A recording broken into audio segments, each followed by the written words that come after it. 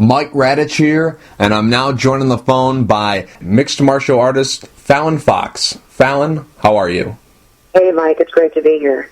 Well, I'm very happy that you're here, and I really appreciate you taking the time to talk with me today. So, Fallon, I want to go a little bit of everywhere with you today. I want to talk about your life, both inside and outside the cage. I want to talk about your early life and then follow a timeline to the present day. I want to talk about everything and anything in between there. And there's so much we need to talk about your mixed martial arts career and the story that broke last year about you becoming the first openly transgender fighter in mixed martial arts. So let's start at the beginning and work our way to the present day. Let's start with, you were born in Toledo, Ohio in 1975. You were born as a male. You were born as Boyd Burton. That's your birth name. Let's go back to your early life here. From what I've read about you, you struggled with gender-related issues as early as 5 or 6. Is that true? It all depends on the trans person. For instance, for me, I had some feelings and about myself in relation to gender and my body at a very young age. I didn't understand exactly what that meant. You know, as when you're that young, it's hard to process large concepts like that. I didn't know exactly what it was, but, yeah. Now, what were some things that you were struggling with? What were some of the questions you were asking yourself? Because, at 6 years old, I'm sure that it was, very confusing to you, and you didn't really know what the whole situation was. And I believe that you didn't find out what the term transgender meant until you were in your late teens, 17 years old. So what were some of the questions that were going on in your head when you were going through this? It was more like a lot of cross-dressing behavior, like, wanting to wear girls' clothes, wanting to do the activities that girls did. Like, as human beings, we tend to group ourselves along gender for the most part. Some of us don't. Some of us are, like, in between. Some of us are closer to male and female. This is partially in biology. That could be a factor. But, I tended, in my mind, I was grouping myself with the females. Can you remember back to a certain situation that you remembered being like, what, I think there's something here. I don't think that I'm in, the right body, I guess you could say. Was there a certain situation where you remember questioning yourself, or was it just kind of something that built up over many, many years? Well, I mean, there's situations that pop up in my mind, like 5 or 6 years old. It's pretty young to remember a lot of things, but there are some things like dressing. I think it was like 6 or 7 years old, dressing with my sister. We had uniforms at the private school that we were in, and I tried on her clothes, and that just made me happy, and it felt like I belonged there in that category. So I mean, I didn't want to go back to dressing in boys' clothes. I didn't want to express myself as male at that age, because of that. It was just like having a taste of something that should have been. Now, how old were you when you got gender reassignment surgery? 30 years old. So from 17, where that was when you learned about what the term transgender meant. What was the I guess you could say hold up? What was that's a pretty big gap from 17 to 30. So during the middle time, that time period from 17 to 30, what was going on? Why didn't you immediately, when you were having these thoughts and you discovered that you might be someone who is transgender, why didn't you immediately go out and get the surgery? What happened during that period? Well, it's not just about like the surgery. Number one, a lot of people like to focus on the genital aspect of it. Right. That's the end all for like a lot of us. That's the point where a lot of us consider ourselves fish. But for me, it was more about I understood the terminology, transgender, transsexual, and at that time, the internet wasn't as pervasive in our society as it is now. This was like, Jesus, let's see, so I was 17 or something like that. Was 93 or 94 around that time, I believe. Right. But like and it was a lot of self-exploration that I needed to do and find out like exactly what it was. So I mean, I went through the military and that could be confusing when when you don't understand exactly what it is. Because I came from a religious background, right, a very deeply religious background, and through the process of self-exploration, I began to find out exactly what it was, what category of transgender. There's a lot of categories within transgender itself. There's those of us who endure what the medical community refers to as gender dysphoria.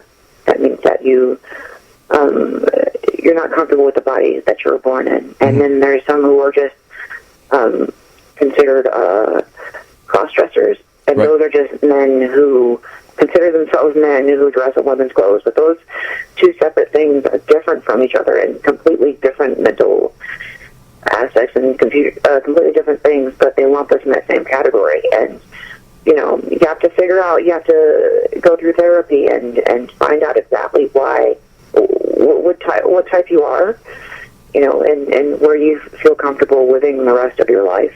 And that was a long process for me. But finally, and getting the money for it and all of this, just it's a long process. Now, from what I've read about you, when you were 6 years old and you were thinking about the different things that was going on at the time about your gender. From what I read, you thought that you were actually a gay man. You thought that you might have not thought of yourself as a woman, but thought of yourself as a gay man. Was this true? And also, during that time, when did that stop? Was it when you learned about transgender? At 17, you stopped thinking about that. When did that exit? Well, being that I had never heard of the word transgender until I was younger, around 17 or whatever. Right. I didn't it wasn't so much about sexuality as it was gender, because society tells you if you like anything, especially in the extremely hetero macho segments of our society, if you like anything that is feminine, you're gay. But let's say it. I mean, this is internet radio, I guess. So they'll call you a fag, and they'll say that you belong in that category, right? Even if you don't like men, right? Right. Personally, I mean, on the spectrum of sexuality, if we were to do it like a percentage rate, I would say I am attracted to some men, maybe 25%, but 75% is my attraction to females. I can enjoy sex with men, relationships with men, but I prefer women. It's just something that's just my sexuality. But just because I felt I needed to be female, because I always having these feelings about my gender in relation to my body, I was like, well, maybe that's what it is. Maybe I'm just a gay man who likes women at the same time, so maybe I'm bi, or I don't know what this is, what's going on with me. I just didn't understand it. So, but, when I started to figure out and do more research into gender dysphoria, into transsexuals, I started to understand exactly what category I fit in, and it wasn't sexuality, it was gender. Now, at age 19, you got married. Just curious, how long did the marriage last? Oh, wow. That marriage lasted throughout my military career, which was about 4 years, and a few years after that. And now... maybe okay. 7 years or something like that. Okay. And was there ever a time where, it's hard for me to explain, was there ever a time where you, these thoughts left your mind, where you thought that, hey, maybe I'm not having these questions in my head. Maybe I'm just a little bit confused, but I'm a man. I'm going to continue to live my life as a man. Not have any of these questions. Not do the research. Was there any time like that? Because you were married. You fathered a child. There was you were living a normal life as a American man. Was there ever a time where these thoughts left your mind? Right. What do you mean, was there ever a moment where I didn't think about it? Right. Right.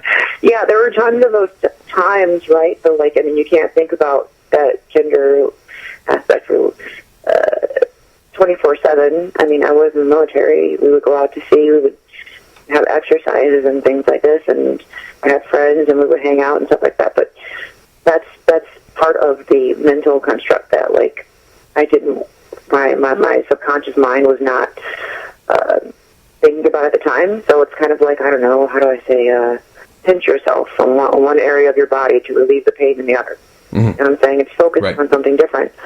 So, like, but then whenever I was able to have a moment alone with myself, like, it would just come right back up into full fruition, because, you know, that was the base me, was female me, Fallon Fox, if you understand what I'm saying. Mm-hmm. Right. So all of us have this. All of us have this. You have this. Your listeners have it. Whether they be male or female, the subconscious aspect of you, of your gender. It's just that most people don't ever have to access anything other than the gender that they were that matches their body, so they don't really recognize it. Mm-hmm. That makes any sense? No, definitely. Now, when you were growing up, did you tell your parents about this? Did you tell them that you were having these questions about your gender? Did you tell them? Did you keep it a secret? Did you tell anybody? Was it a complete secret, or did you open up to some certain people? No, that was a complete, total secret. Mm-hmm. Like I said, I grew up in a really religious Pentecostal family. You know, like, really religious, and if I had said that to my parents, there would have been no way they would have reacted. All of my friends, well, the vast majority of them were either Pentecostal or I lived in an area that wasn't the greatest, so it was kind of like, you know, kind of hoodish, if you would say. Mm. So, I mean, I'm not going to say anything to any of those people around there either. Right. I mean, that potential for getting beat up, you know. Right. So I just kept that, all of that myself until I got to an older age. Mm-hmm. Now, if you can remember back to it, who was the first person that you told? First person I told, I believe it was someone online, in a support group, I believe. Mm-hmm. I told my ex. I told my father too. So yeah. Mm-hmm. Mm-hmm. Now, what's the relationship like with your parents now? Are they supportive of you? Are they, at the beginning they were against it, but they've warmed up to it? You know, how's the relationship with your parents? Let's see. I really haven't talked to them lately. They started to warm up in the latter years that I did talk to them, but I just didn't feel like, you know, going through a lot of the aspects of other parts of our relationship. Mm-hmm. Okay. With that. Okay. And earlier you touched on, like, the progression you go, because I asked you earlier, why didn't you get the surgery right when you were 17, right when you discovered this thing? You said that there was things that needed to happen before that. When did you decide, okay, I've came to the conclusion that this is what needs to be done? When did you say to yourself, okay, now I'm going to get the surgery? When did you first plan on doing that? Well, yeah. See, that's the thing. Like, a lot of people just, like, hone in on the surgery aspect of it, but there's a lot more to it. Like, I figured that I would transition to some degree. I wasn't sure about the final surgery until, like, you know, maybe a couple of years before I did gender reassignment surgery. Mm-hmm. But I knew that I wanted to live openly as female. So for, like, I don't know, 2002 or 2003 or so, I started driving truck, save money for it. And I started taking hormones then, so I was on hormones for years while driving around the country. And I slowly transitioned physically on female hormones until until I was 30 years old when I had gender reassignment surgery. Mm-hmm. Mm-hmm. So it was a gradual step. You didn't go, from one to the other right away. It was over the course of some time. It's a very gradual step. You can never, these things don't happen overnight. There's always an in-between stage. Mm-hmm. Right? Okay. There's always an in-between stage. You just can't, just take a pill and just wake up. Mm-hmm. Right. It's your body, it goes through a lot of things. Mm-hmm. Yeah, I'm just curious, because you're educating me here. I don't really know this stuff, so I'm very fascinated to learn about this stuff, because I just have a lot of questions, so I appreciate you answering some of them. But okay, so now you've gone through the the progression. You haven't made the drastic change like you mentioned. You've You started taking hormones. You're driving a truck to earn the money. You earn enough money to get the surgery. It's 2006. You get the surgery done in Thailand. Why Thailand? Because Thailand is cheaper. Oh, okay. Yeah. And they have very, very, very, very, very good surgeons there. Like, very good. They're like top of the line, but for like a fraction of the cost. So that's where a lot of, not just transgender surgery, but a lot of plastic surgery is done there. Most Americans don't know that unless you really dig. It's like a hub of inexpensive plastic surgery by very good doctors. Okay. I figured as much, but I wanted to make sure about that. Now, not only do you have the assignment surgery, you also have a hair transplant and also breast augmentation. Just curious, how long is the surgery, the whole process to get everything done? Also, how long are you in Thailand in the hospital? And also, how long is the recovery time? Like I said, a lot of people like to focus on surgery, and I don't mind it too much because I'm okay with it. But okay. Just put that out there. But let's see, how long was the surgery in Thailand? Like, how long was I there for? I was there for about, I believe, a month and a half or so. Right. So I went in there and checked in for a couple of days, and we did everything, and then I had to hang out, and keep going back to the hospital and be monitored until I was able to return. Oh, okay.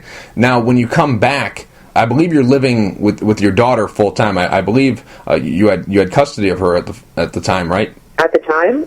No, I don't believe I had custody of her at that time. Oh, okay. So she's still living part time between you and your ex-wife. When you come back, I'm sure your daughter had seen you, and you mentioned that you started taking the hormones. What did you tell her? What was that conversation like?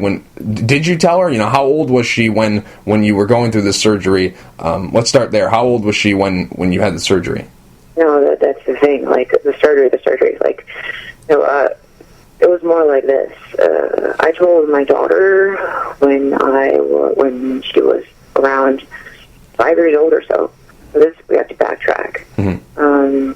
Years. Okay. So let's see. She was born in '96, so maybe. Yeah, when she was like 5 or 6 years old, I told her that I would be transitioning. So she saw the progression up until that point.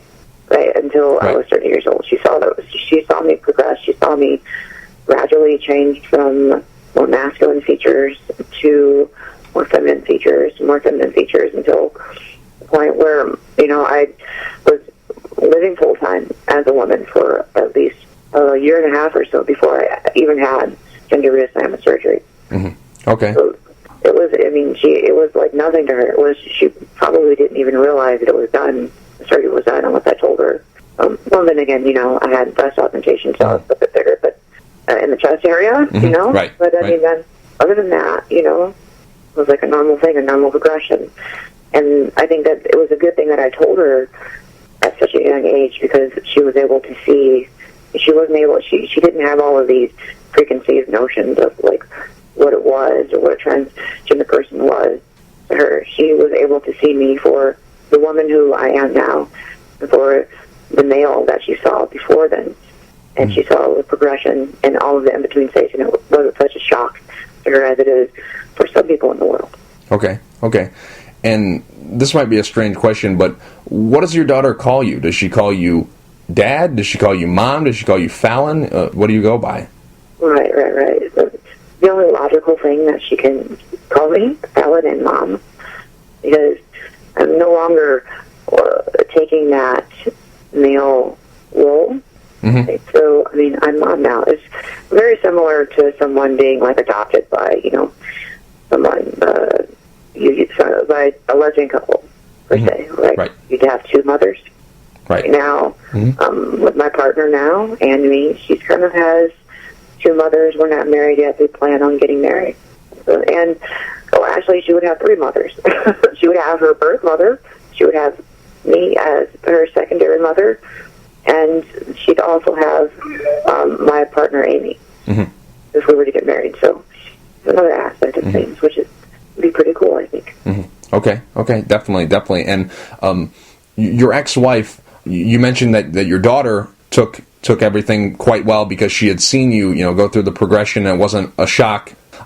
How about your ex-wife? When you told her, what was her reaction?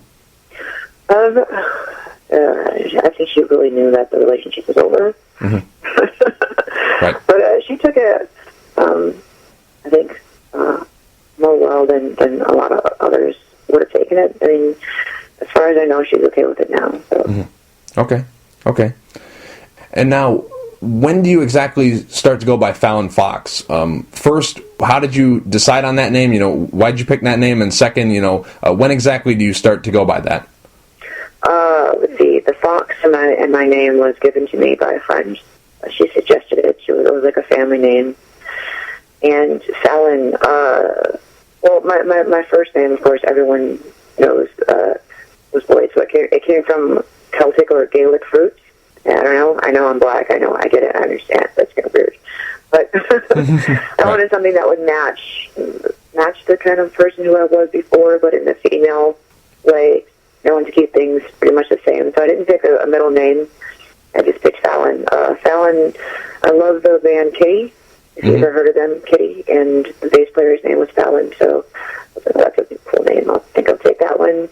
Fallon Fox. It's got a nice ring to it. It's very pretty, very cute. So that's what I changed my name to. Mm-hmm. Yeah, I like it a lot. It does have a very good ring to it, I must say. So when you finally go through all the surgeries and you're living the life that you live currently, friend-wise, do any friends, maybe even before the time that you got the surgery, even when you were starting to go through the transition period, when you started taking the hormones, friends, are there any friends that left you? Were there any friends who were like, you know what, I'm not really comfortable with you changing up your life here? Was there any friends that left your side?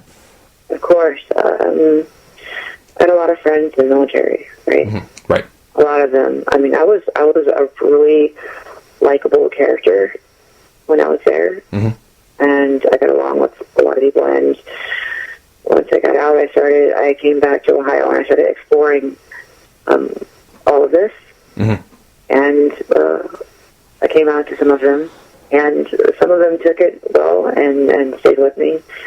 Some of them were not against me being trans. It's just that they realized that and over time, like, I would talk to them over the phone, and like my voice would change, and like my persona would change. They're like, we love you, but you're just not the person who you were before. So it kind of changes things a little bit. And it's not that they're trying to be mean. It's just that sometimes, especially in a trans situation, someone can like change very rapidly, and that can kind of be difficult for someone to take. And I don't blame them for that. Right. But it's just like that. Those relationships kind of dissolved. Some of them stayed. And they're very rarely, but there were some situations where, they just didn't want to talk to me because I was trans. Mm-hmm. From the time that your marriage ends to you going through the transition period, when do you start dating again? The marriage ends till I start dating again. Dated some people, right? I did. I used to date a lot of men. Even though I liked women also, But I mean, I explored that area, which was okay, but I really wanted to be with female as a female in a female body, and finally that started happening post surgery. So maybe like I would say 8 months after my gender reassignment surgery is when I was able to finally explore that aspect of sexuality in the way that I wanted to. Which was really neat and very liberating for me. Now, do you consider yourself, now that you're living life as a woman and you're dating women, do you consider yourself gay, or is that like, I'm trying to think about it, because like there's some transgenders who go from being a man to a woman but date men, and then there's others who go from a man to a woman and date women. So now that you have a life partner and you're dating a woman, do you consider yourself gay, or like I'm trying to... I know. The terminology is hard. Yeah. Right, especially when you're dealing with this aspect. But just so you know, most trans people consider it more like this. Okay. They went from being male to female, not from man to woman, because when you speak of man to woman, you're talking about a person's brain in conjunction with that, like, that subconscious part of yourself that, makes you a man or a woman. So we separated when I was male to female. So, yes, I consider myself lesbian in the same way. Like I said, like, everyone has a sexuality, and mine is more like 20-25%. I'm into men, and the rest is like into women. I wouldn't consider that bisexual. I would just say, like, I just have a little taste for that male aspect every once in a while. But then my partner is a lesbian, and she has the same thing. And most lesbians, unless they're gold stars, the ones who've never slept with men, have never had any attraction to men. Those are like 100%ers. But I fall within that, that non-gold star category, because I am female. My mind is female, and I have relationships and relations with women. So that's the category. Okay. And like I said, I'm not really educated. You're kind of educating me on this, so I appreciate you, breaking it down for me, because I don't know. I'm learning here, so I really appreciate breaking it down for me. So, anyways, Fallon, when you're dating someone, when do you say, hey, I'm transgender, I was born male, and now I'm female? When does that come out? How long do you wait until you say that to somebody? Is it after you get comfortable with them? Is it right off the bat, so you don't kind of mislead them? Is it something that comes out immediately? Is it something that takes time? When do you tell someone that you're with that you're transgender? The key there is misleading, right? Right. Misleading. That's not what's going on. So say, like, currently now, I don't have to come out to anyone anymore. I'm with a partner, and we're totally fine where we are. Before that, post surgery, and I'm female now. Like, this is after the age 30. I really didn't say anything to anyone, any of my partners that I was with, until I was comfortable with it. Physically, I'm female now, so the past is the past. They might feel differently about that. Once I tell them that would be kind of like, look at it kind of like this. Like, say you came from another country or something like that, and people didn't like the fact that you were Russian or something else. It's a place that you've been, like, not that you are now. You're now an American citizen, and it's like, and you think just like other Americans and all of this. You know what I'm saying? Right. It's something similar to that in my mind. So post-surgery, I wouldn't tell anyone anything until, like, I, felt I was comfortable with it. And all the partners that I've been with, that I've told later, they were like, okay, I get it, and everything is fine. And that was different pre-surgery, clearly, before all of this. Those are the things that I had to deal with.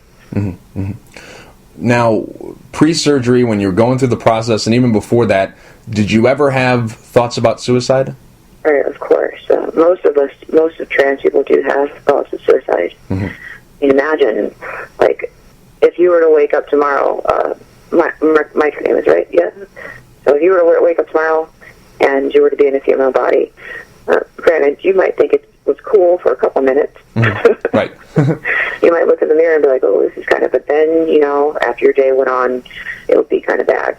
Imagine being stuck like that for like a year or 2 years or something like that. And you would probably feel pretty damn suicidal, I do believe. Not to mention the fact, if you went to everyone and you tried to explain to them that, well, this isn't my correct body, my brain structure is different, and that's what a lot of transgender people are saying, because they found that medically. People wouldn't believe you, and that would kind of, like, make you kind of, like, maybe a little bit suicidal. Not to mention that when you mention this to people, you tend to get attacked, and sometimes physically, or if you to hold down a job. You lose your family, you lose your friends. Like, that can cause you to be in a very, very suicidal state, and that's normal and I think human for any other person. Where do the suicidal thoughts come from? Because obviously you're happy with your life now and you want to live, but at the same time, you're thinking about taking your own life. What's going on in your mind? What are you thinking about? Why are you having these thoughts? I'm just curious. Because you obviously want to live, and you're living now, and you're happy with your life. So where do the thoughts come from? Right now, I'm not so suicidal. Right. Right. Mm-hmm. Recently, I was suicidal because of a lot of things that were happening in the media. Let's see, there were several different aspects. One was because, I came out as the first trans MMA fighter. Right. And, a lot of people within the MMA world said a bunch of horrible things, and, they didn't understand, and I knew it was coming, bracing for it, and then when it happened even worse than, I thought that it would. And, people didn't take the time to look into the issue or to hear me out. I put out an impassioned plea on a video for the Game Face documentary on YouTube for people to look at it and, hey, to try and explain myself to people. But then, when people just, sometimes laugh at it or just, make fun of a person for being trans when they're obviously in a lot of pain, obviously trying to explain themselves, and then you just shoot them down. That can be pretty horrible. Plus, a lot of things that I had to deal with, commissions and all of this stuff that I really shouldn't have had to deal with. Mm-hmm. Now that, combined with everything that a person has gone through their whole lifetime of being trans, it could make you feel like you don't want to be here anymore. But fortunately, I was able to rely on my teammates, on my friends that I have around, and therapists, and so now I'm doing a lot better now, and I'm not suicidal anymore. So, yeah, if anybody sees Fallon Fox drop off a there, you need to start looking in other directions other than suicide. Just tell you that much right now. Mm-hmm. Definitely. Now, earlier, the transition period, did you ever act on it at all? Did you ever attempt it? Did you ever try suicide? Did it ever get to that point? I never actually attempted it, but a lot of times we tend to make plans. Okay. Very expensive plans, but I never went through. I never carried anything out. No. Okay. Fallon, let's change gears a little bit. Let's talk about your MMA career. First, let's start with the early days. MMA-wise, when did you get exposed to the sport? Is it through, because I believe what I read about you was you wanted to get into better shape. That's why you tried MMA. Were you exposed to the sport by actually doing it, or were you exposed to it on TV? When were you first exposed to mixed martial arts? The first time I ever saw MMA, first time was, UFC 1 and 2. Oh. It was a long time ago, right? I was just a kid out of high school, and I was a wrestler for 1 year in high school. So, of course, when that came out, we were all interested, and all my friends were interested, and it was on VHS tapes at the time. It was on pay-per-view or something, I can't remember, but we got on VHS tapes, and we watched it, first UFC. And, of course, it was bare knuckle stuff, very little rules. Mm-hmm. And I think my favorite was Ken Shamrock at the time. Mm-hmm. Absolutely. He was more wrestling based, and we were into it for the first couple UFCs. Then that was just totally left my mind. I went on to other things, on the military and trans issues, all this stuff. And stuff just totally just left my consciousness until when I went to get back in shape. I went into Expert Fitness and started working out there, and they had a punching bag, and the rest of the story. And then I went to an MMA gym and started training there, and that's when I started looking up women's fighting and saw the Japanese fighters and what they were doing, and that was just amazing, and kind of just sucked me right into women's MMA. And since then, I really haven't paid too much at the male aspect of it. The men's fighting, it's just been women's fighting. There's a lot of professional male MMA fighters who I should know that I don't know, which is, I know people find odd, but it's just, what I like. Now, is that because, you're in the sport on the female side, some of these fighters that you're watching, could be potential opponents? Is it more of a competition thing, or is it just because you enjoy the sport and you enjoy watching those fighters? I just enjoy the sport, and I enjoy watching the fighters. I suppose back in the day, if women's MMA was around in UFC 1 or 2, I would be hooked into that too. But that wasn't there. You know. Okay.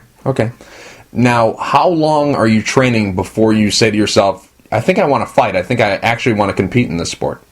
Oh, let's see. I wanted to compete in MMA, like, from the jump. Like, that's where I wanted to be. But I just wasn't sure if that was an actual possibility, if that was something I could do, you know. So, being that I'm trans, I just didn't know. I didn't know that the International Olympic Committee had already weighed in on the issue and that trans people were competing in other sports. But so I just decided to do jiu-jitsu, the Jiu-Jitsu World Championships. I just focused on jiu-jitsu for about 2.5 years at the EJF, the National Brazilian Jiu-Jitsu Federation. Let's see, NAGA. I did Pan Am, jiu-jitsu and submission fighting.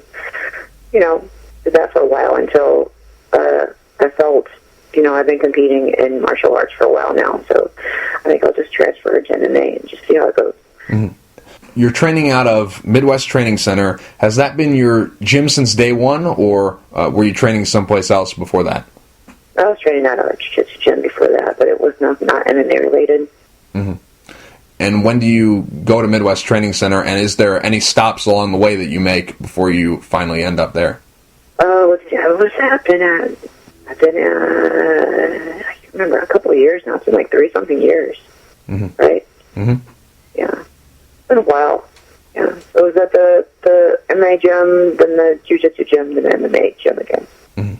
Now, when you learned about the Olympic Committee and you learned that it was possible for you to compete, and also that you wanted to compete, that you wanted to get in the cage and fight, was it just a one-time thing? Were you just trying to make one fight, get it out of your system, see how it feels, and if you liked it, continue doing it? Or was it something where you were all in? The minute you decided you wanted to fight, you were going to try to make a run at it and try to make a career out of it? Was it something where you just thought you were going to try it once, or were you all in right when you made that decision? No, I believe once I started at MMA, I decided I was going to see how far I could go, just like any other fighter, you know. The objective in MMA for me was just to, make it to the top, to fight at the time the Carranos and the Cyborgs and the other women who were elite at that time. You're 3-0 as an amateur. Why did you decide to turn pro after only 3 fights? Is it because you wanted to get the ball rolling? You got a little bit of a later start than most of the other fighters competing in mixed martial arts? Was it that? Was it, you saw the results and you're like, you know what, I think I'm ready to make the jump to pro? Why did you decide to turn pro after only 3 fights? I think it was a combination of both of those, right? Right. So, I'm kind of older. I don't have all day to sit around and toil with the amateur ranks. Actually, I wanted competition. I had been doing jiu-jitsu for 2.5 years. I was pretty decent. I was a purple belt. Like, most women on the amateur level, really weren't giving me too much of a fight. Simply because it's because they a lot of them just went into MMA just from the jump. They didn't take the time to go to focus their skill in one direction.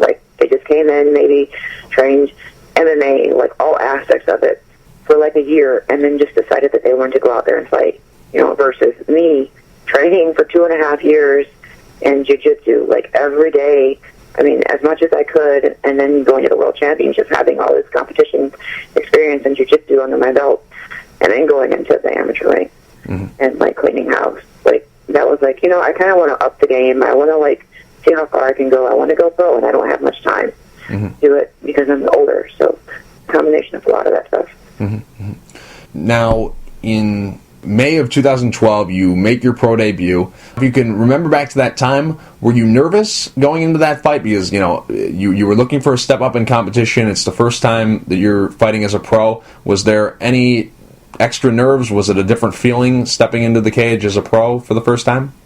Yeah, it was a different feeling. I think it was a bigger crowd. Pro ranks. Yeah, I was very excited and very happy. That was my ultimate goal, right? Well, not the ultimate goal, but a very happy one. Was to fight pro, and There it was, and I was fighting for King of the Cage in Coeur d'Alene, Idaho. It was a really good time. Mm-hmm, mm-hmm. And you won the fight by first round TKO. Were you pleased with your performance in that fight? I was pleased with my performance. I really wish her arm wouldn't have been dislocated as it was. We were thinking she has to have had a previous injury or something, because, like, if you watch the video, like, I barely touched her arm and it just snapped right out of place. So we're thinking maybe she got, like, arm barred or something like that. It was right. It was a really, really weird fight. And I wish that, I felt bad for her, actually. I wish that you know, the fight could have continued and we could have finished it without, you know, an injury like that. Mm-hmm. But, you know, that's what happens in MMA sometimes. Mm-hmm. Now, that fight was in May of 2012, and you don't make your return to the cage until March of 2013, so there's that 10-month gap in between fights.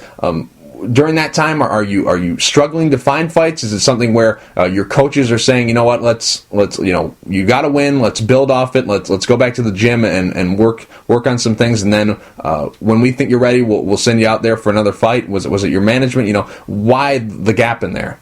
Just looking for a fight, I think, and training.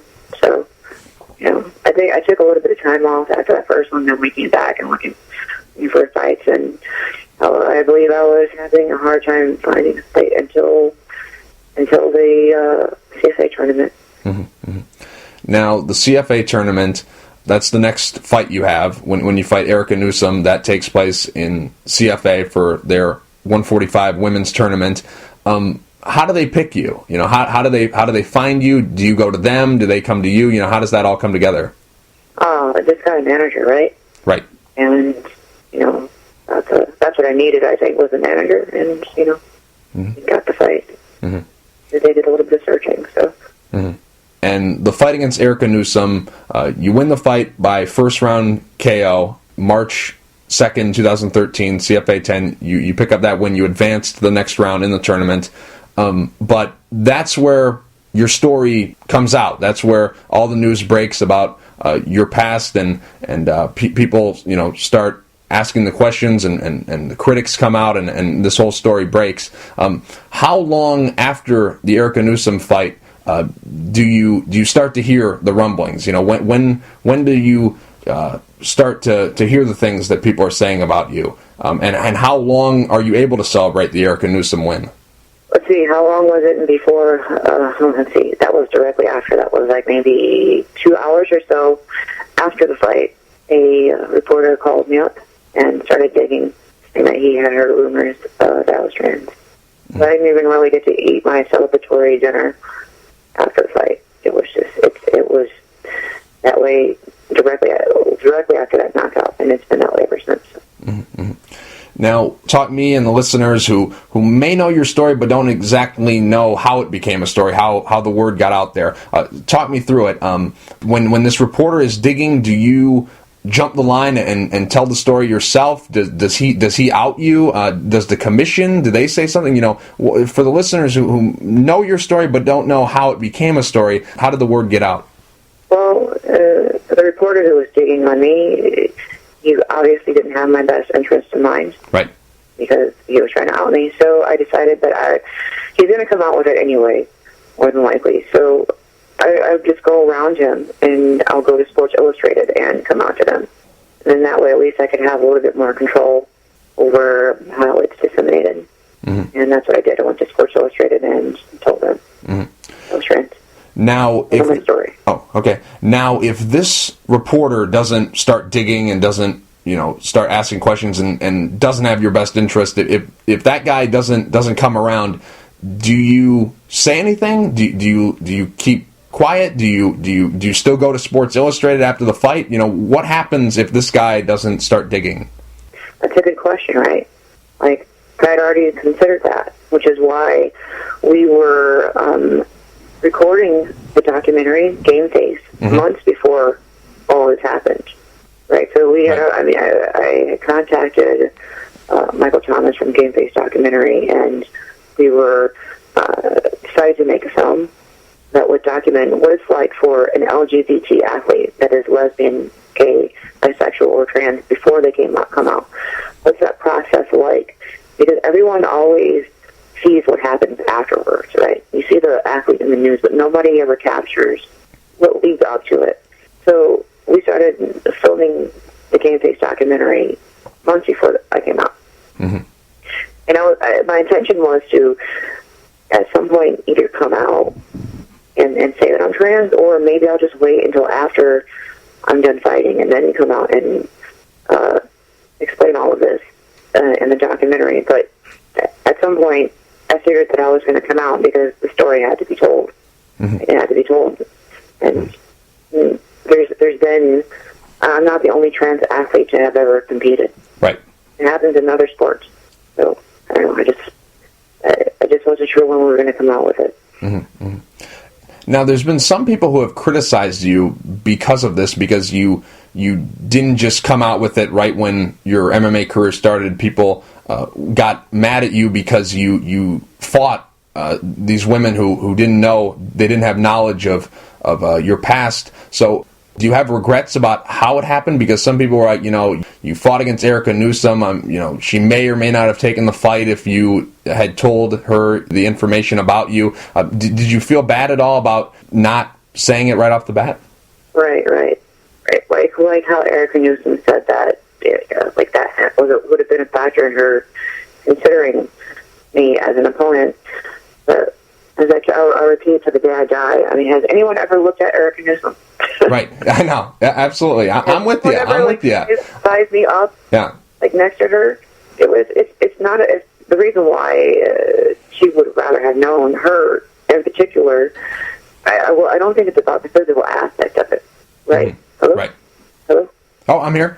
I'm listening. Okay, I'm sorry. That's all right.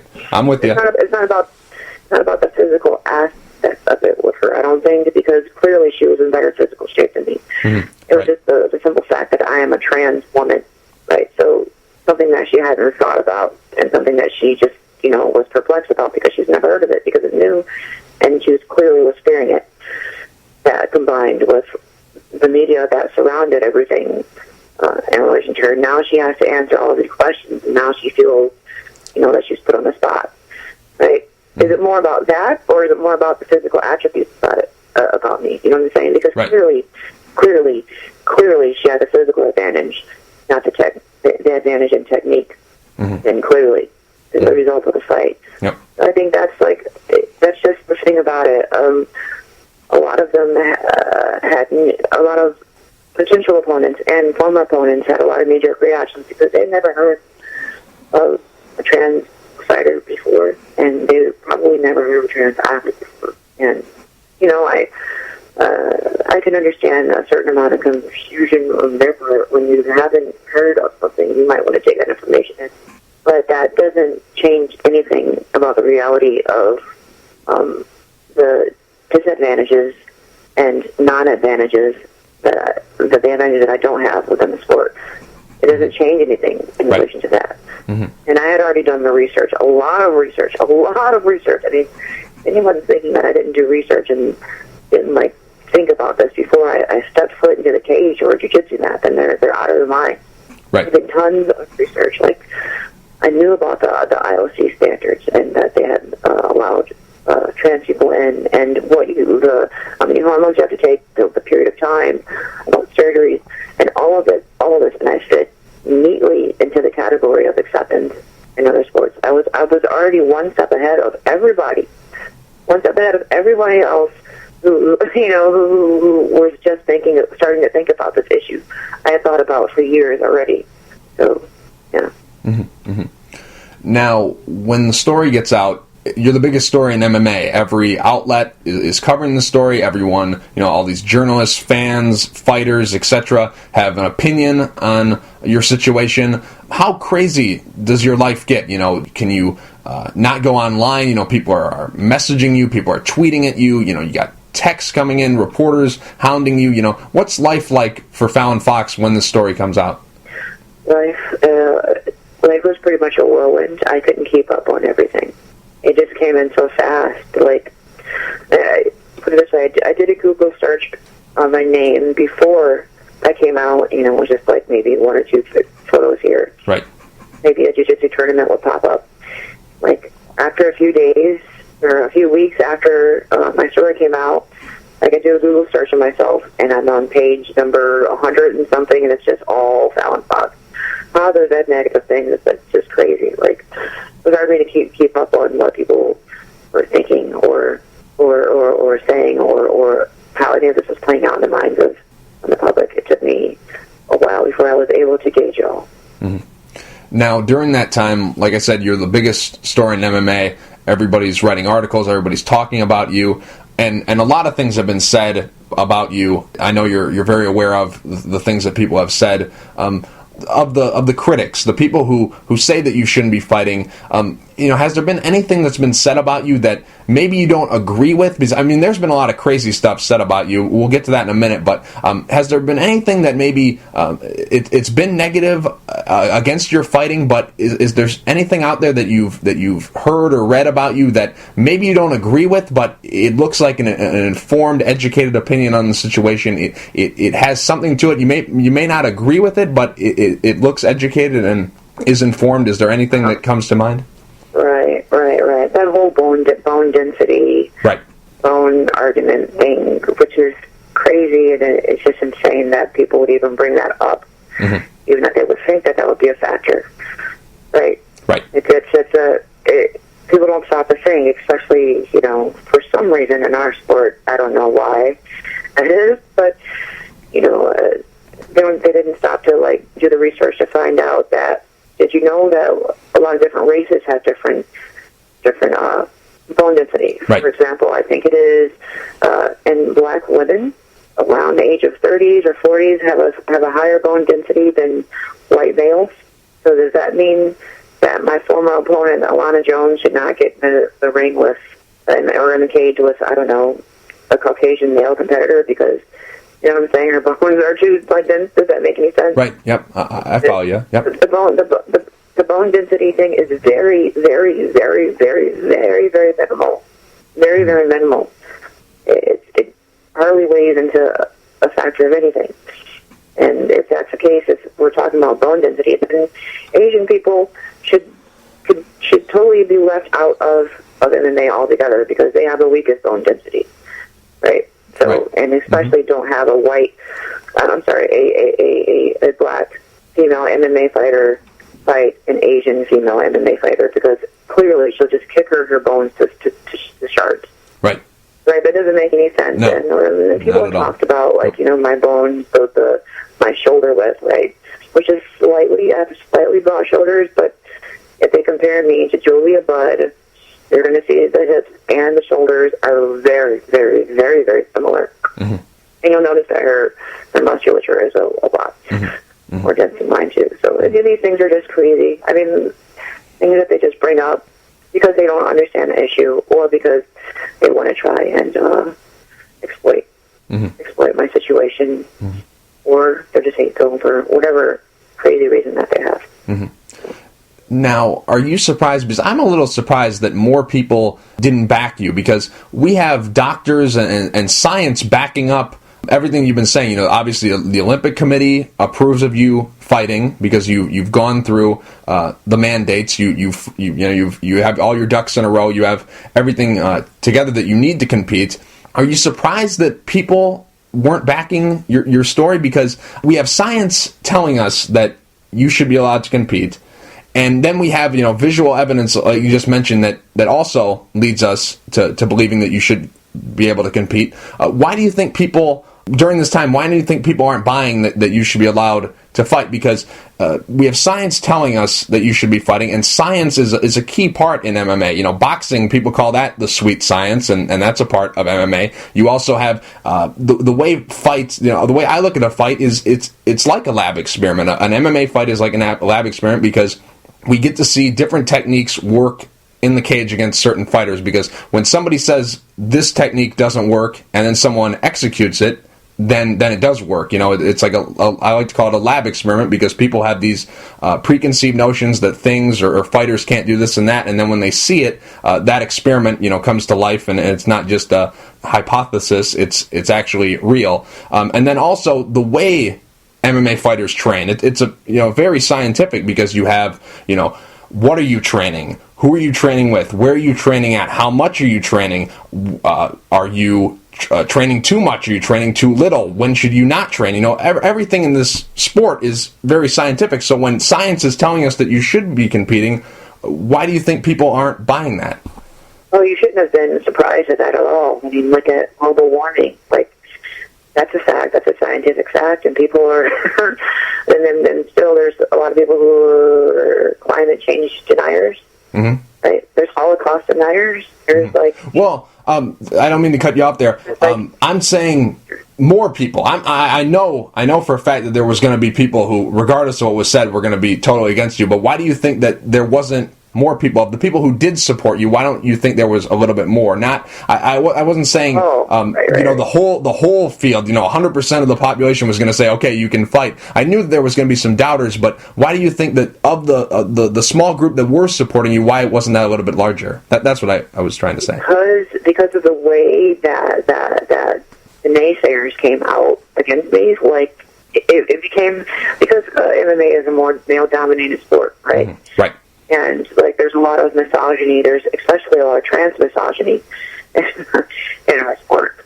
So, add on to what I just said about, like, you know, people, like, automatically, everything that's scientific that comes out, people don't want to believe in vaccine safety or in climate change or in all these things or whatever. Add to that the simple fact that I went from being male to female, and since a lot of men don't understand that process, and because the narrative is that I'm still a male or a man regardless of you getting a gender reassignment change, complete gender reassignment change, to them, especially time I do look, you can see the photos on my fan page, semi-decent and attractive. What does that say about them? What does it say about them? In their minds, they're thinking that there's a possibility for them to be gay or bisexual, and in this masculinized sport of ours, a lot of people don't want to be seen as gay or, quote, a fag or whatever, you know. Mm-hmm. So they dump all of that on me. And that was highlighted, I think, the most with Joe Rogan. Right. When he came on there and he started talking about how big my hands were and my jaw and all these things that like, maybe he's got some kind of hidden, like, thing going on. I don't know. Mm-hmm. There's no reason to do that. My hands are no bigger than some of the women that I train with. Mm-hmm. I pointed this out online several times. I don't look horrible. I don't look bad. I'm not like, you know, I've got slightly bolder shoulders, just like Julia Budd. But I don't hear anyone saying anything about Julia Budd. And it's not about that. It's about the simple fact that, like, they've got some transphobia or hidden homophobia within themselves that they're expressing because they're uncomfortable with the idea of change, of someone being able to transfer from male to female. That possibility brings up a lot of questions about themselves. Mm-hmm. And that's the biggest problem. Mm-hmm. Now, piggybacking off that, the main story or your main, defense to the criticism, you know, when people were stating their opinion that were against you, they kept saying, you know, you lived the majority of your life as a male, you went through puberty as a male, and that should disqualify you from being allowed to fight. But what about the last 8 years of your life? You know, why doesn't that count for anything? You know, you lived 30 years as a male, but what about the last 8 years when you have been taking the hormones and everything, and you've even exceeded the Olympic Committee's mandate for how many years you should be on the hormones and go through the entire process? Is that the thing you're talking about, you know, people not wanting change, not looking at the last 8 years? Because I think that should count for a lot, right? Right, that should count for a lot, but this is more an emotional thing, not a scientific thing. That should count. You're right, that should count. That should make them stop and think, but regardless of, in some people's minds, the evidence that is handed to them to the contrary of their emotions for themselves, they'll try and hide it any way that they can. But yes, I do believe that they should look into the last 8 years where I've been on hormones for over 8 years actually, since 2002 or 2003. Mm-hmm. It's been a while, 8 years after full gender reassignment surgery, yes. But even before that, I was on testosterone blockers and estrogen. Right. And just, all this stuff. So, Now, I mean, like I said, even I really do think people should go back and look at the photos, especially that one photo that's out there everywhere of me next to my opponent, Erica Newsom, and try and figure that out, why they feel the way that they do. right. Hard for some people, but Right. it's changing, which is good. Now, you touched on Joe Rogan. He came out as a critic of you and your fighting. Also, there was Matt Mitrione, Beck Hyatt, Peggy Morgan, some other fighters out there that have been against you. Adding them into the group of critics of yours and media and fans and other outlets, what's been the thing that's been said, or the person who said it? What's the thing that's offended you the most about your story and when the story broke and when people started stating their opinion on your fighting? What's been the thing that it's offended you the most? First, I want to say that Matt Mitrione, his apology, didn't wipe out everything that he said, but it was a good step forward. And I think that if anyone ever wants to get on the right track, they could just simply do what he did, which was awesome. And I applaud him for it, and much respect to him for that. I said that many times. But I guess the most hurtful thing was Joe Rogan, right? Just because of the simple fact that he works for UFC, and I'm not slinging mud at UFC at all. But it's just that he just came out. So several times, right? And it's a lot of the stuff, and I don't hate him at all. It's just that it was just misinformation, and it wasn't right. Right. And it just needs to be corrected. And if he has a chance to correct it, it'd be simple. It wouldn't take too much. It wouldn't be too much skin off his nose either. And I think his listeners would go right along with him. They just do the right thing. But I guess that was the most hurtful, because a lot of his fans came out against me, and and it kind of put me on my heels for a little bit. And now I'm not on my heels anymore. Right. So, and I'm still fighting. So I'm not completely destroyed by it or hurt by it, but it's just that was the worst thing, I think. When people asked him about what he had said, he said that he was against your fighting, but he wasn't against you as a transgender woman. He wasn't, against your choice of how to live your life, but he was against your fighting. How do you view it? Do you view it as, if you're against me fighting, you're against me outside the cage? Or do you separate the two? Do you view as when he attacked you, or when he said his opinion about you, he didn't support your fighting and also didn't support you as a woman outside the cage? Yeah, he had a really weird, and I have to go back to see the video again, but wasn't he saying that I was a man?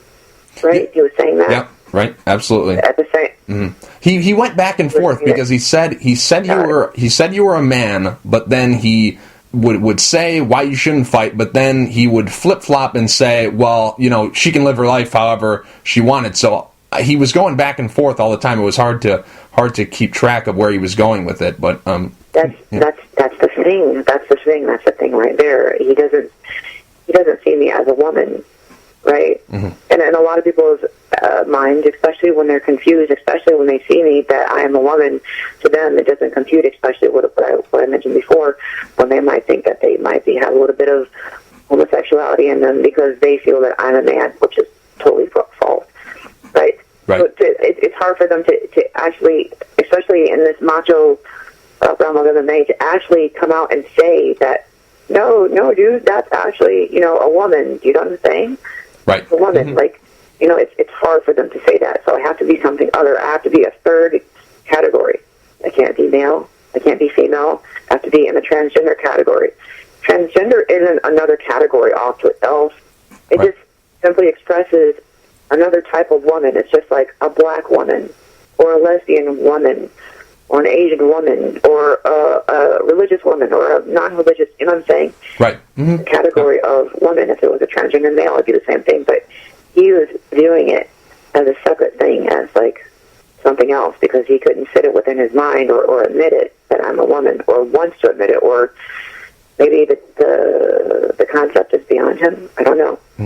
Right. I believe that was the problem that he was having, and that's what I think was the main problem with him. I can totally understand if someone may disagree with it from a scientific perspective, right? But what they need to do is they need to take all of this information that they think that they know and that's gathered, and they need to take it to the professional, to the scientists and doctors who deal with this issue. And don't come at it to me or just like say that you know something when you don't really know something. You're just guessing. Right. Or go to some doctor who does not specialize in transgender and transgender transitioning, and then that person just like just on a whim because they don't know about it responds to your inquiry and says something totally false, which is what originally was happening when I first came out. A lot of hosts of MMA shows or reporters were going to the wrong people who knew nothing about trans people and transitions. Right. But do you believe that if someone is against you competing in mixed martial arts, that they're against you living life as a transgender woman, or is that something that you can separate? Necessarily. Yeah. Not necessarily. I think that's the majority of what's going on. I think that's the majority of what's going on. But some people, I don't know what the percentage is, might just not understand the technical aspects of it in relation to our biology. Right. I'm sure that I would have some questions too. I wasn't trans and I had never heard of it. I'm sure I would have some questions too. So I leave that open for those types of people. But I think for the majority of it, within the MMA world, it's a lot of misogyny, a lot of homophobia, and self-homophobia, because some of them might feel that they are something else other than straight. Right. Now, what are some things that have been said about you that have been negative, but are so out there? They're so ridiculous. They're so reckless. Complete crazy statements. Because I've heard a lot of crazy stuff. I've heard that you were a man who couldn't cut it in mixed martial arts as a man, and you transitioned to a woman so you'd have an advantage. I've heard some complete nonsense. I've heard that you should not be allowed to compete against men or women. You should be in your separate league. Like, I've heard some complete crazy statements. What's something out there that's been negative that is so far out there, so uneducated, so crazy that you just sit back and laugh about it? Like, how can someone come up with this? Yeah, let's see. Number one, that I transitioned in order to beat up women. Right. Like, who the hell would do that? Right. Who the hell would do something like that? Like, okay, so I'm going to go through years and years of hormone replacement therapy.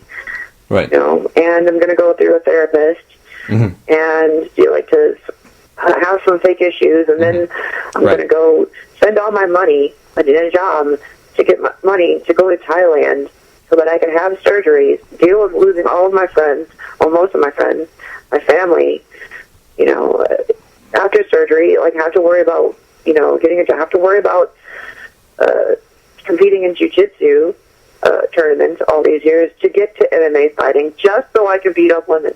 Right. So there are some other things I can't remember what was said. If you think of one, just go ahead and tell me. Yeah, I've heard some crazy stuff, and we'll get to more craziness later, because there's been we're kind of on a timeline here. Later in the timeline that we're on track on, we'll get to some more craziness because it doesn't stop here. But anyways, so there's been some guy out there. I don't even want to bring up his name because I don't even want to talk about the guy. I think he's a complete joke, but there's a guy out there. He claims to be an MMA journalist, and his day job is he's a comedian. I don't even want to bring up the guy because he makes me sick, but I guess I'll bring it up anyways because he attacked you, basically. He hid behind comedy. He was making jokes, but when you make 30 plus, because I saw some tweets, when you make 30 plus jokes on Twitter about someone that you continuously do this. I mean, you've got a great personality. You're someone who can make a joke and take a joke, but this is stepping beyond that. This is completely attacking someone. If you continuously make bad jokes about this person, I mean, one or two, I can see that. One or two jokes, that's okay. But when you get to 30 plus, that's a little bit outrageous. How much have you been offended by what this gentleman said? Or I know what you're talking about. Right. I know what you're talking about. Like, I can take a joke. I can take a joke. Really, really, I can. I have a sense of humor, and it actually wasn't because I had to keep bringing up the trans issue and getting serious all the time. People would see that how funny I really am. But it's just that, like, that was excessive, and, like, I didn't agree to any type of roast. I could understand. Like, say if I was, like, a big enough celebrity where they want to have a Fallon Fox roast. Right. And they were to sit me down, and I was in on the joke, and I was going to be like, hey, all right, cool, I get it. They're going to come at all aspects of my person, especially the trans issue, because, hey, that's what they do in roast. Like, if you're a black person, they do that. You know what I'm saying? They just get at you, unreasonably, and that's the whole purpose of it. But, the whole world isn't a roast, and no one invited me to this. And, I know what this guy you're talking about just went off, and unwarrantedly, and I didn't ask for it, and just started 30 tweets, you know what I'm saying? Like, not just that, but because of all the misogyny and homophobia and transphobia and MMA, people look me up, and then they decide that they want to get on board with it because they don't want to be a fag. And then, all his fans start attacking me. Right. And it's that kind of thing, that we've all experienced when we were kids, if you were small enough, where, there's a bully in the room, and the bully just picks on the smallest person who he or she feels is the weakest, to try and, make fun of them to boost their notoriety. And that's what that guy is doing. Right. So, I mean, and I recognized it, and, I move on. I mean, I just thought that was ridiculous because, I mean, he's taking to Twitter. Is there, there's nothing more cowardly than going on social media and putting someone down. That just didn't sit well with me. So yeah, that was just, I don't know, that was just nonsense. I didn't even want to bring him up, but he plays a role. There's all these people I don't necessarily agree with, but they play a role in the story, and unfortunately he does. So anyways, moving on from him, and for a second here, getting off the timeline a little bit, just some random questions I wanted to ask you, and I wanted to ask you. First things first, every time you win a fight, you have this celebration, this dance, I like to call it. I don't really know how to describe it. I have to see it to say what I'm seeing, but you have this celebration, and I enjoy it very much. What exactly is that? You have the hand up in the air and then the hand behind the head. I don't really know how to describe it, but where did that all start? Oh, it's just it's like a theme, the Queen of Swords. That's my fight name. Right. So it's like I'm pulling out a sword, and before I fight, kind of like a samurai, and I'm putting it back in. Oh, okay. I see. And how did you get the nickname Queen of Swords? Okay. All right, the Queen of Swords. This is before I came out. This is the longest story. I'm trying to keep it brief. But there was a trans woman who was online, and thought she was a friend on a profile that I had, and I didn't know her, but she was talking one day online on Facebook about how she was just read in public because she happened to be very tall. Unlike me, she was very tall. And a couple walked by her in the middle of the town where she lived in. There were a lot of people, and one of the guys was like, that's a dude, that's a man, and they started laughing at her, right? And everyone else started laughing, right? And she was disheartened. She went home crying, and she hit the Facebook, and she wrote out how her day was and what happened, but that she was determined and that she was going to keep moving on. And she said, I'm determined, and I'm the Queen of Swords. And I didn't know what she meant. I didn't know what Queen of Swords was, and I was kind of confused, so I looked it up online, and it was a tarot card. And the tarot card said the Queen of Swords, and said she's strong, and she doesn't take crap from anybody, she's intelligent, and it just described the type of woman that I wanted to embody, especially being in MMA, because I knew the possibility of what was going to happen. So I dubbed myself the Queen of Swords, and it gives me and helps me just focus and Fallon Fox will be sold. Okay, I see. Now, you fought all over the place, really. I mean, you fought in Illinois, you fought in Florida, you fought in Idaho. Now that your story's out there, have there been any athletic commissions that have said, absolutely, no, we won't allow you to fight, we won't license you, or are they just, following what the Olympic Committee has told them? No comment. I'll just say that most of them have said yes. Mm-hmm. Okay. And what about promoters? Because Dana White, when your story came out, he was asked about you, and he didn't say that you didn't have a spot in the UFC. He didn't say never. He said that right now you're very young into the sport. I mean, in the big picture, you only have a handful of fights, so there isn't a spot for you right now, but maybe down the line, pick up some wins, and maybe there might be a spot for you in the UFC. He never said absolutely not. He left it open that, should you pick up some wins here and establish yourself, that eventually you might be headed to an 8-sided cage fighting for the UFC. Has there been any promoters out there that have said absolutely no, we're not interested in bringing you aboard? They have not said this to my face or to my manager's face, in my knowledge. Mm-hmm. I've reached out to a few, and a few haven't answered back, but we're not sure exactly why. So. Mm-hmm. What about Invicta? Because a lot of people really want to see you fight for them. A lot of people want to see, because right now the UFC and Invicta, for the most part, have the best women around, especially in the weight class that you fight in. A lot of people want to see you in there. What have they been telling you or your manager? I agree I should be in Invicta, and that's something you should ask Invicta. Right.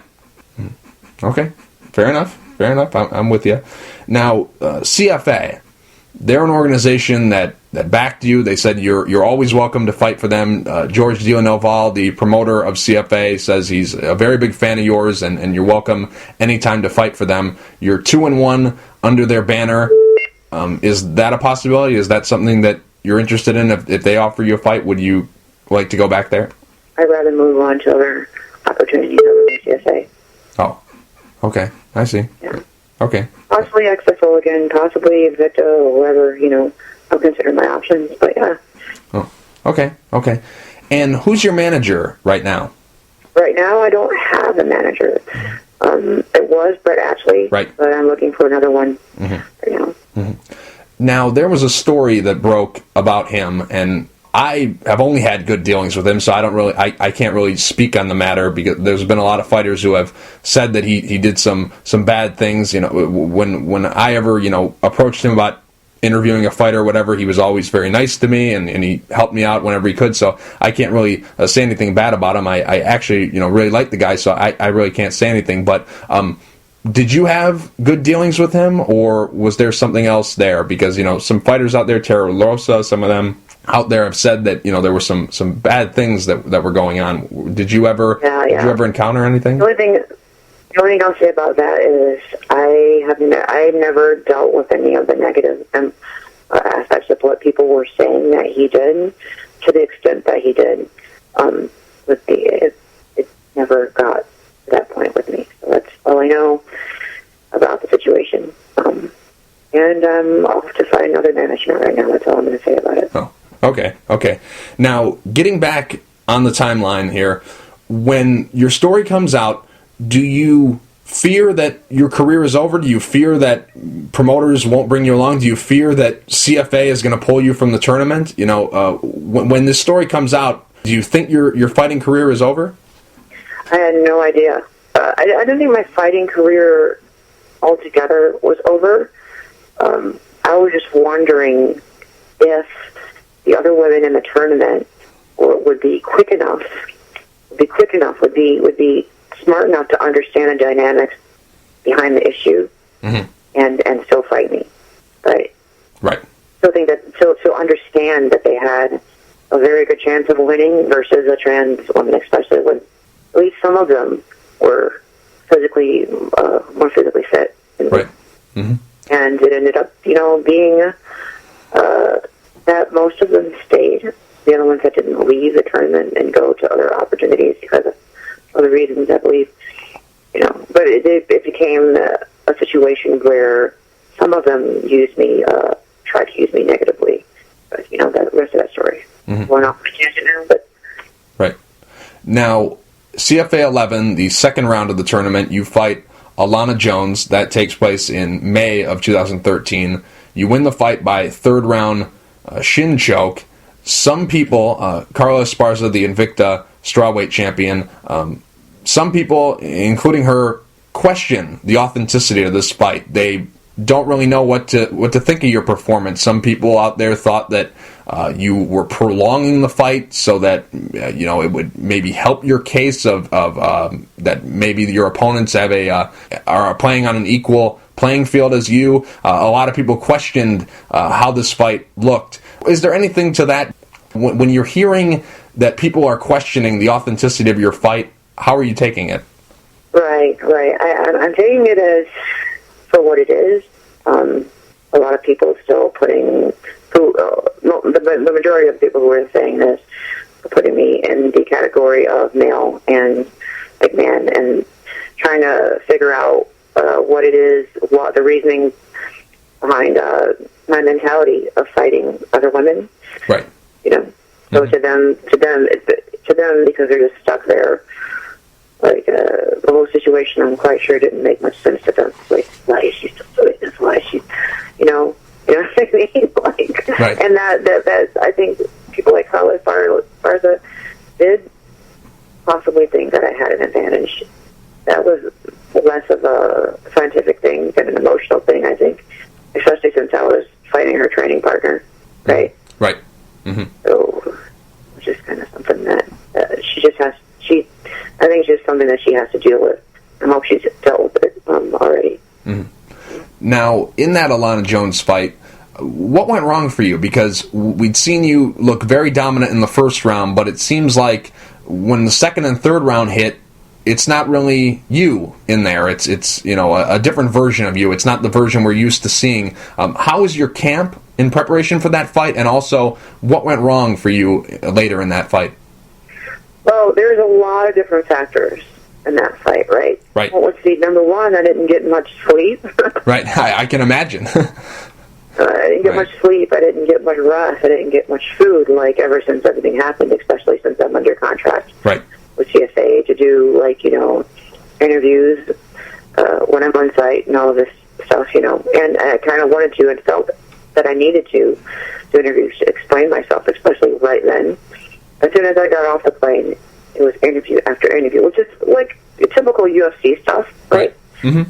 But to the extreme, like it was just, I was on the phone, I was on this interview, this photo shoot, this and that, just like the whole time I was there leading up to the fight. Like, my mind was not on the fight, and that sucked. It just took me right out of it, which I'm fixing in the future, which I have fixed for this last fight too. Mm-hmm. I don't mind doing interviews, but I mean, I just can't do that much and not train right. to the extent that you need to and get yourself mentally prepared. Because there has to be a balance. Right. Absolutely. I don't think that I was able to eat because of that. Like, I wasn't focusing on that too much. Even though I was cutting weight, like, you have to eat something, like take in the right amount of water. That had a factor. There was a lot of different factors that went into it, and even before I arrived in Florida, having to deal with all the mental aspects of the world, like pushing in on you, and because you're a trans fighter, when it shouldn't be that way. A lot of that went into my training and went into my mental aspect of it. You need that pushback, especially if you're in that situation where most of the crowd doesn't know you or doesn't like you because they think that you're a man and they're screaming like horrible, crazy stuff at you at the same time. Mm-hmm. You're tired. You just been through a lot of stuff. It weighs on you. It can weigh on you during a fight. So, fortunately, since then, I've had therapist training. I've had more time to think about this. I took months off and got my head back together. Like, right. Should be evident in my last fight. So. Mm-hmm. Absolutely. And we'll get to that victory you just picked up here in a couple minutes. But next up in the tournament, you fight Ashley Evans-Smith in the finals of the women's 145 CFA tournament. The fight doesn't go your way. You end up losing the fight by third round TKO. People start to talk again. They see you lose for the first time, and now all these people, all these conspiracy theorists come out of the woodwork and start saying that this fight was a work and that you threw the fight and all this nonsense, which doesn't really make any sense to me because there was a lot for you on the line here. 20 grand goes to the winner, a belt, a win. I mean, you're a fighter, you're a competitor, you want to win every time you go in there. So it really didn't make much sense to me. When you hear that, how do you take it? Oh, that's like a slap in the face to everything that Right. that I've done and tried to accomplish, like, over the years of training. It's like, Mm-hmm. like I did all of this training and all this preparation to go out there and then fake a fight. Right. Mm-hmm. But, like I said, it's the same thing. It's the same thing. It just hadn't fit within some of their minds at that time. Right. It hadn't fit into, like you said, some of the same people who were saying that I had all these advantages. Mm-hmm. Like, the day before, she's crazy. She's going to kill, her because of her bones and her blah, blah, blah. And I lose, and they're like, she sucks. She doesn't have fight aptitude. She doesn't have strength. She doesn't have cardio. She didn't really prepare for the fight. You know what I'm saying? All of these things. Mm-hmm. Absolutely. It's just like a bias. But if they look at it, for the reality of what it really is, two women fighting in a cage, and one of them lost. Right. Mm-hmm. Somebody's got to lose. Somebody has to win. So, Mm-hmm. Mm-hmm. Now, were you offended by the people out there who were cheering for Ashley Evans Smith, but at the same time not really cheering for her? Because there were a lot of people who really didn't care too much that she won, just as long as you lost. How did you take that people were cheering not for her, but just mainly against you? Exactly. I think that it's natural and normal for anyone in that situation to feel sad about that situation. Right. I mean, you can imagine if the whole crowd was cheering like racial comments at a fighter, mm-hmm. For being whatever race they are, and cheering against that fighter because of their race or because of their religion, right? Because of their sexuality. You know what I'm saying? Like, right.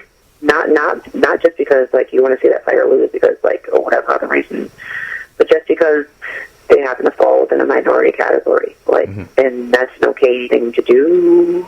Like, right. Yeah, that can be, that was kind of like disheartening for our community. But I think what was good was my last fight that I saw in Chicago. I didn't hear one boo. Mm-hmm. It was kind of more of a sparse crowd, but still, like, I didn't hear one boo, and like, we're cheering for me, like, at least here in at least some areas of our country. That's the way that it's going to be. I'm going to hit a lot of fans because some people understand versus like we're in the heart of Florida, mm-hmm. Mm-hmm. In a tournament where right, not promoted the best. Right.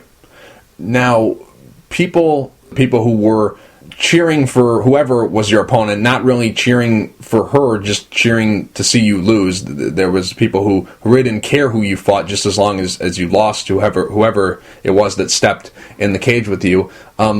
What kind of backlash, I guess you could say, what kind of criticism, what kind of things were said about you or to you? Were people attacking you? Did you get responses from people? Were people hitting you up on social media about that performance against Ashley Evans Smith? Oh yeah. I mean, I get trolls all the time, right, saying things like that. They just get blocked or ignored. I won't allow any of that stuff to be on my page. So mm-hmm. They space for my fans and they space for other LGBT who are interested in me just for being who I am. Mm-hmm. But I mean, that just happens all the time. I've gotten to know the difference, between like someone who's being a troll and someone who's really like curious or might want to ask a question or something like that. So it's just something that I have to deal with, and it's not too surprising. I mean, let's see, one of the female fighters who was most liked, or was most liked at least, Ronda Rousey. Right. I saw a photo of her the other day when she was like cut and like sitting there like on a microphone and like somebody was like fat. Right. Right. They called her fat, and everyone's like laughing like they are. It's all that misogyny stuff that they throw in there anyways. It just happens to be an aspect of something that we have to deal with as female fighters, especially if you're a trans MMA fighter. Mm-hmm. Definitely. I'm not going to let people get away with it to an extreme. Mm-hmm. Mm-hmm. So, yeah. Now, after that fight, you mentioned that you took some time off. What was going on in your head? Were you debating about retirement? Were you thinking about not competing? Were you just thinking about what went wrong and trying to rebuild? Were you just trying to take some time off and get away from the sport for a while, recharge your battery, and then eventually come back? The time you took off, what were you dealing with during that time? Yeah. I think I just wanted to step away from MMA and take all of it in, because I really didn't have a chance ever since I came out till the end of the tournament. Like, it was every day nonstop, go, trans issues, fighting and training, trans issues and training. And I wanted to take a break, to step away from it and try to look at it, try and see the forest before the trees. It was too close for a second. And then go back and find out and remember what it is that I liked about MMA fighting in the first place. Mm-hmm. Why did I start fighting? What was it I loved about it? Because I tried to feel the love, tried to be drained away from it with everything that happened. So, I just needed to get away and, find it again and take all of the aspects in. I considered for a moment, retiring, but that was, very, very fleeting. I love what I do, and just because some people do want me in here, that even makes me want to fight even harder and continue. Mm-hmm. Just the way that I am. You try and push me, and I push back harder. Mm-hmm. Mm-hmm. When you decided that you were going to continue to fight and went back to the gym, what were the main things that you worked on? Was it more mental stuff, or was it physical stuff? When you get back to the gym, what's the first thing that you work on? Cardio. I had to get my cardio back up. A lot of that, I worked on my diet. Mm-hmm. And especially rehydrating myself, after a weight cut, focused on how to do that the proper way. And my technique is there. It's always been there. It's not like I have to work too hard on that, which we all do as fighters. But right. My main focus has to be my technique is there. It's always there when I'm in the gym. It's just when I'm in a fight. Before, up until the end of the CSA tournament, I was gassing, right. In the third round, partially mentally, partially physically, partially dehydration, and all this stuff. So we just had to focus on getting that together, which I believe we fixed, because this last fight at 135, which was right. even lower than the 45 weight class, mm-hmm. I came back harder and stronger and better in the second round. We finished here in 40-something seconds. Mm-hmm. Definitely. At 35, so right. I think we finished at 36, mm-hmm. no problem. Mm-hmm. Mm-hmm. Now, there's been a lot of negativity, but enough of that. Let's move to some positive stuff. We'll talk about your win at XFL 50 last Friday in just 1 second, but from your story coming out and all the attention, a lot of it has been negative, but on the positive side of things, has there been fighters who have reached out to you and say they support you? What kind of reaction have you got from fans who support you? I see you doing speaking engagements and traveling. A lot of people want to hear what you have to say. So from the positive side of things, what are some of the main things that have been on the good side of your story coming out? The positive side. I mean, there's been some fighters who have reached out to me. Mm-hmm. High profile and private. I'm not going to mention their names right now. Okay. Liz Hermouche is one of them, but yeah, mm-hmm. Absolutely. Public and yep. Jessica Aguilar. Mm-hmm. Yep. She's doing some things in the LGBT realm also. She's pretty awesome. Right. I'll be working mm-hmm. with her in the future. Okay. Quite sure. Doing some things. Mm-hmm. A lot of trans people who have been training for MMA and didn't think that it was possible for them to do it. Right. Now I see a possibility, so they're telling me to keep up with the work. Some of them are just starting training because of me, which is very positive. And I got to travel and meet a lot of high-profile people within the trans and lesbian, gay, and bisexual community, and do some positive work. I'm speaking some motivational things, and that's really, really positive. I'm happy to help out our community and do some positive work. Now, going forward in your mixed martial arts career, you mentioned that you made the drop down to bantamweight, 135 pounds.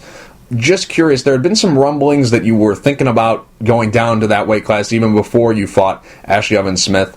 But since you've finally made the drop down to that weight class, what was the main motivation for you making that move? Was it because, if you look at the landscape right now, there's a lot of great strawweights, 115 out there. There's a lot of talent in that division, but for the most part, the most talent-stacked, most talent-rich division in women's MMA is bantamweight, 135 pounds.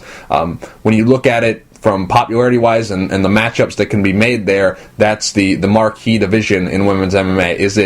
Is that the reason why you decided to go down to 135, because there's a lot more opportunity than featherweight 145, or is it just because it's your more natural weight class? What's the reason for dropping weight? I think it's a combination of both of those. I would say because there's a lot more opportunity down there at 135, and because of the simple fact that I'm actually a 135 fighter. Right.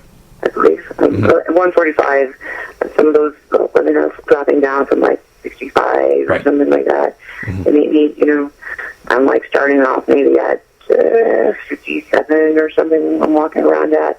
They've got a couple pounds on me where I could drop down to 35 and, they'll be a little bit bigger, Right. So, a little bit of both. Now, how was the weight cut? Because you mentioned that you walk around at a pretty similar weight to a lot of the other women who are competing in 135. A lot of them walk around in that 155 to 160 range to make that cut. So how was the weight cut for this fight?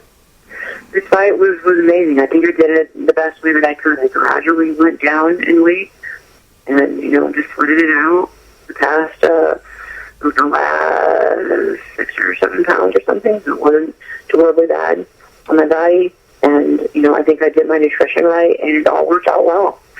It's the best I've felt, and maybe since I first started at 35. Now, you fought at XFO 50 last Friday. You defeated Heather Bassett by second round submission due to an arm bar.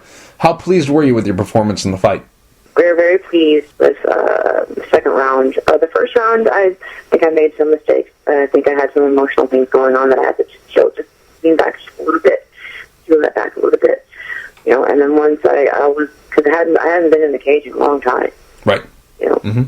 And so I got back in the cage, and once I took a minute rest, after that first round, I just came back and everything just started clicking. So total reverse from my previous matches on the CSA card. It's reversed, which is great for me, which is great. Right. Yeah. Now, this was a very big event for the Chicago area. XFO has been a organization that has produced a lot of great fighters who went on to the UFC or Bellator or Strikeforce or any of the other major organizations out there. They run a great show, and this was their 50th show. How much did it mean to you to be a part of the event? Was it something that really meant a lot to you to be on the, you're a Illinois-based fighter. This is the #1 show in Illinois. So how much did it mean to you to be a part of the event? It was great, right? I've been watching, going to XFO shows for a long time now, ever since I started fighting. And I always wanted to be on their shows, just because, it's a show that we always go to in this area, in Illinois, in the Midwest area. And I'm very big for our team. Our team always fights on there. So it was very good to be on that anniversary show. And I was very pleased with the way that Dan Lardy, the owner, handled all of his fighters, including me, and promoted us and stood by us in their decisions to fight MMA, especially me. At this time last year, when you defeated Erica Newsom and your story came out there, it was, a massive production. It was this big, huge story. It blew up everywhere. Everyone is coming from every different direction with their opinion and everything. And now we fast forward a year, and you win a fight by submission in the second round against Heather Bassett at XFO 50, and not that many people are talking about it. I mean, obviously on the internet it was reported that you picked up a win, but not too many people were, up in arms the way they were up in arms when you defeated Erica Newsom. Are you surprised by that? And if so, why do you think that this victory that you just picked up is not getting the same kind of attention that the Erica Newsom fight did? Is it because it was on a smaller show? Because when you were fighting for CFA, that was a big tournament, and there was a little bit more media coverage for that. Is it that, or is it just that maybe people are starting to warm up a little bit? You have a lot more support now than you did for the Erica Newsom fight. So what do you think is the reason why this victory that you just picked up is not as big of a story as the Erica Newsom fight or the Alana Jones fight or any of those? It's a combination of all of that stuff, I think. All of it. Which is good. I think main issue, I think, being the amount of exposure that CFA put into it.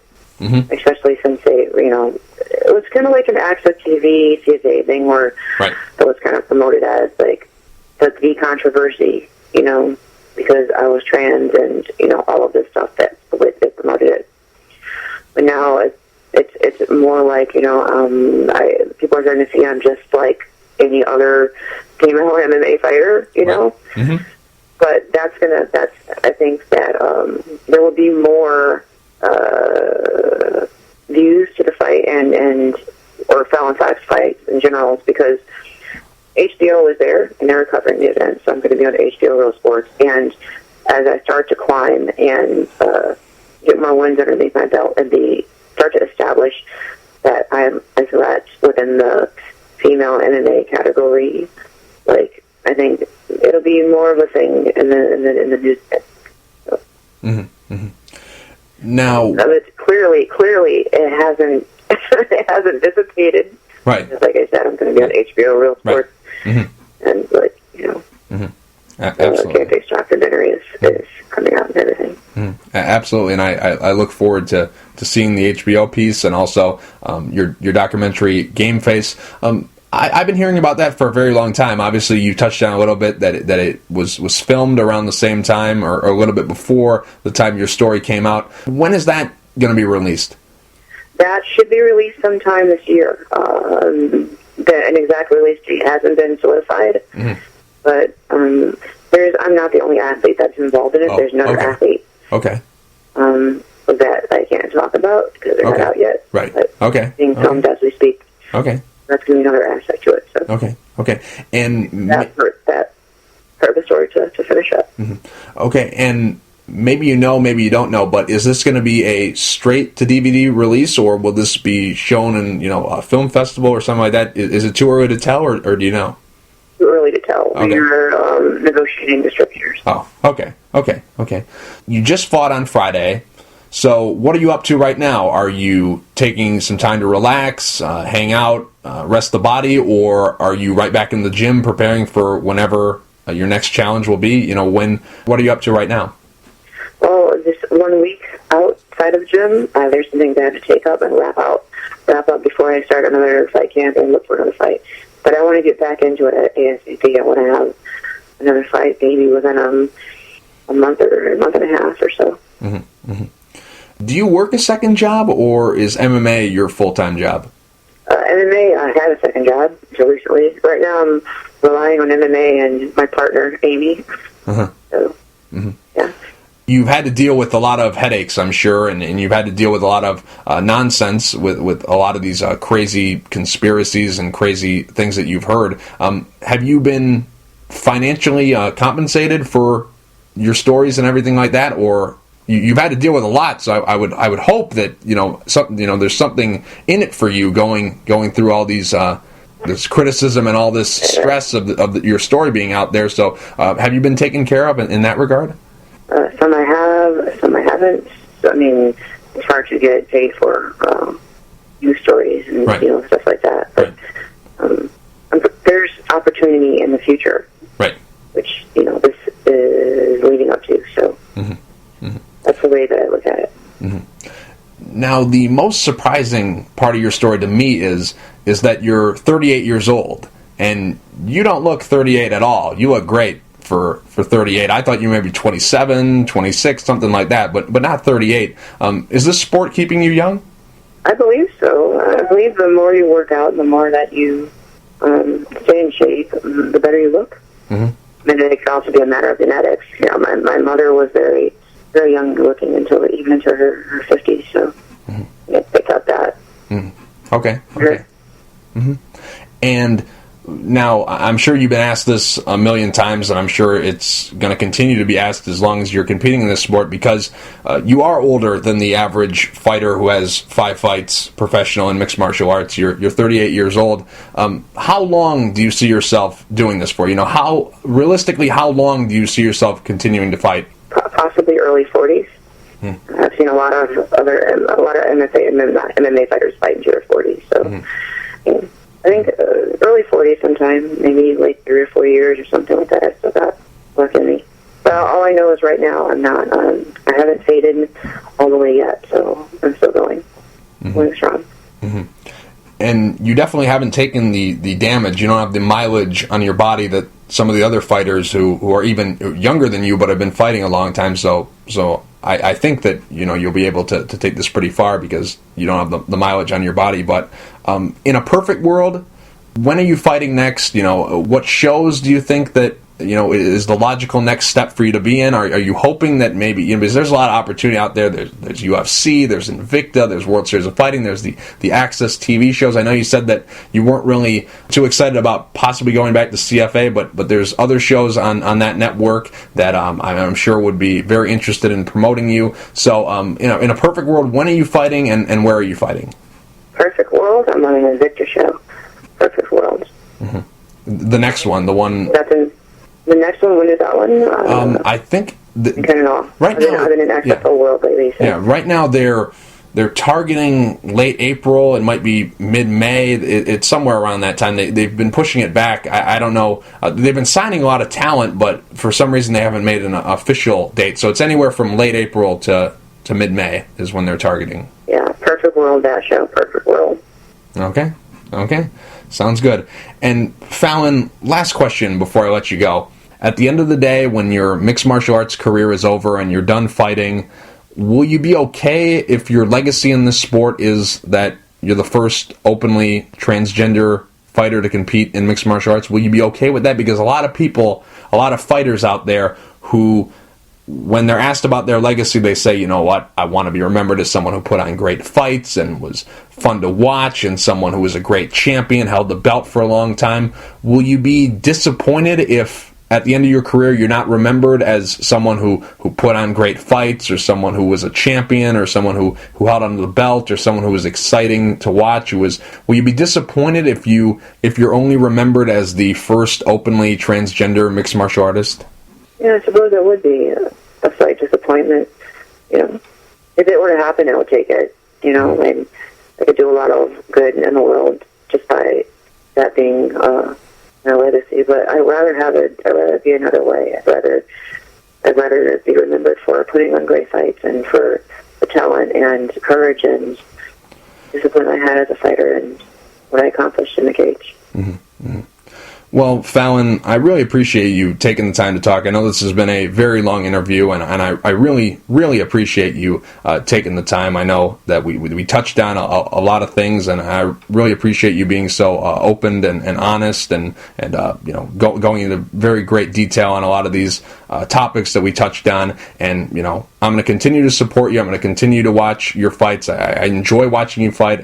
Stay as long as you want. You know, as long as you're fighting, I'll continue to be watching. So I really appreciate you taking the time to talk. Real quick before I let you go, do you have any sponsors you'd like to thank, and is there anything you'd like to say to the fans? Not at the moment. I just want to thank my teammates at Midwest Training Center. I'd like to thank my partner Amy and all of my fans. Fallon, thank you for taking the time to talk. I really appreciate it. All right, thank you for having me on.